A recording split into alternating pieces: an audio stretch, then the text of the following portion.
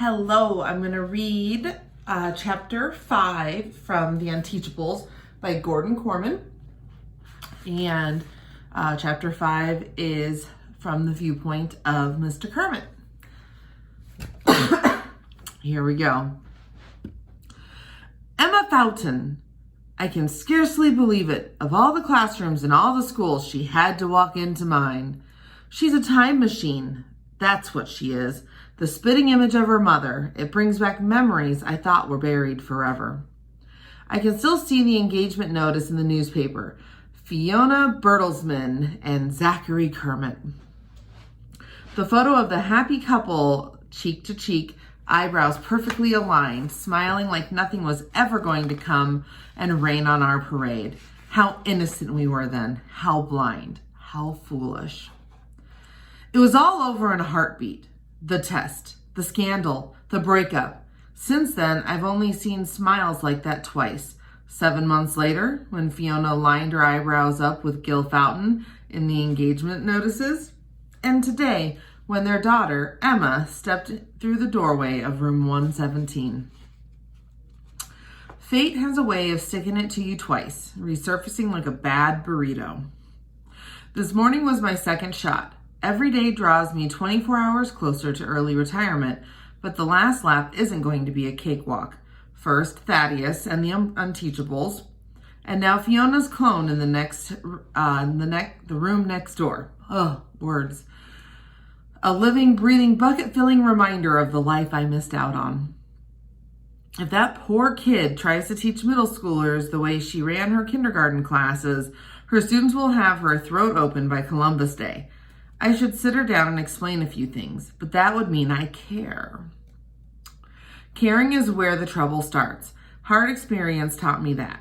I didn't make it to the cusp of early retirement by caring. I made it by keeping my head down, regardless of whether they give me honor, students, or Unteachables, or the zombie apocalypse. All I have to do is endure.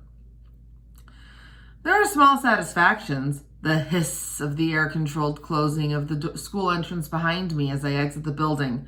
The crunch of my shoes on the bad pavement in the parking lot. The stab of pain in my sore shoulder as I open the ill-fitting door of my 1992 Chrysler Concorde. The one Fiona and I bought to start our new life together. Sky blue, although now it's mostly rust. I don't know why I've kept it for so long. For sure it isn't the money. The repair bills alone would have bought me a Lamborghini. I turn the key in the ignition and the motor coughs and dies. A few minutes later, the hood is open and I'm staring in at who knows what. Suddenly, there's a screech of tires and a pickup truck is reversing across the parking lot at top speed, hurtling toward me. My one thought is that if I'm crushed to death here and now, Dr. Thaddeus and the school district won't ever have to pay for my early retirement.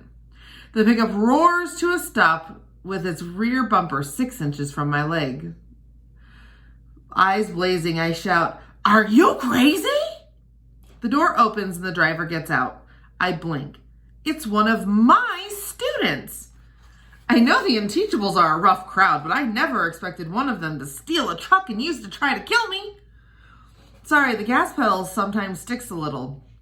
When my shocked expression doesn't fade, the kid adds, "It's me, Parker, from class. What can I do to help?"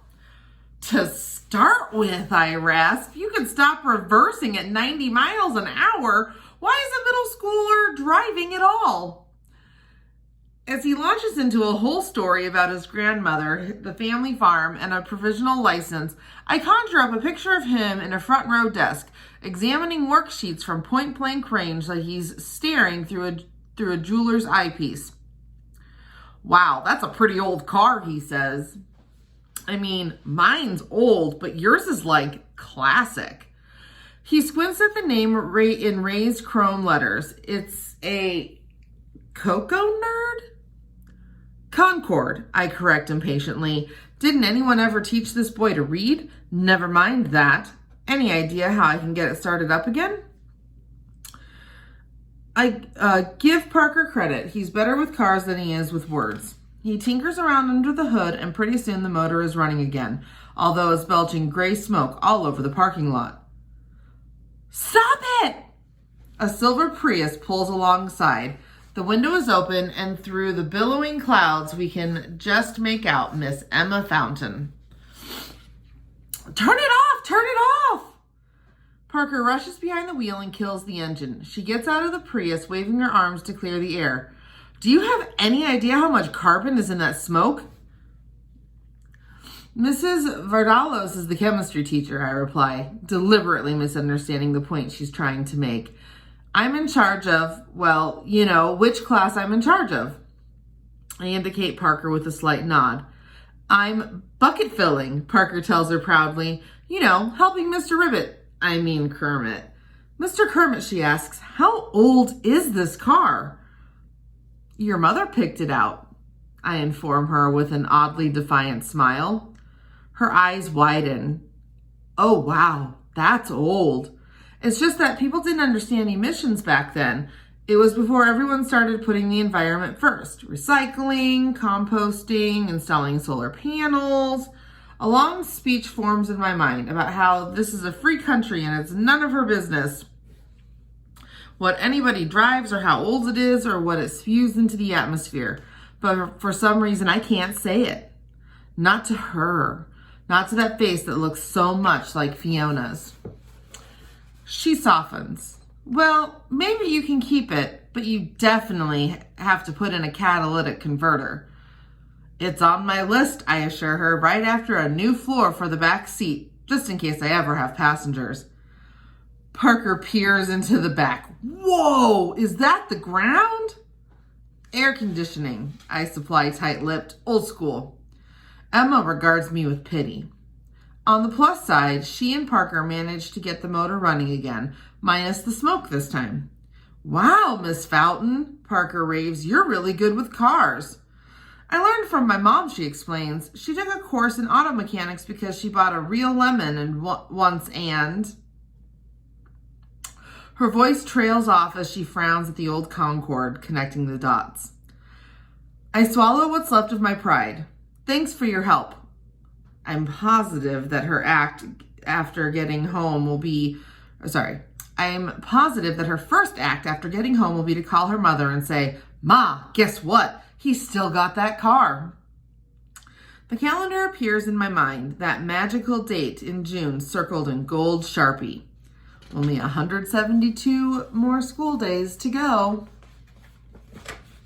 It's the end of chapter 5. Up next, we will read chapter 6 from the perspective of Matteo Hendrickson. Have a good day.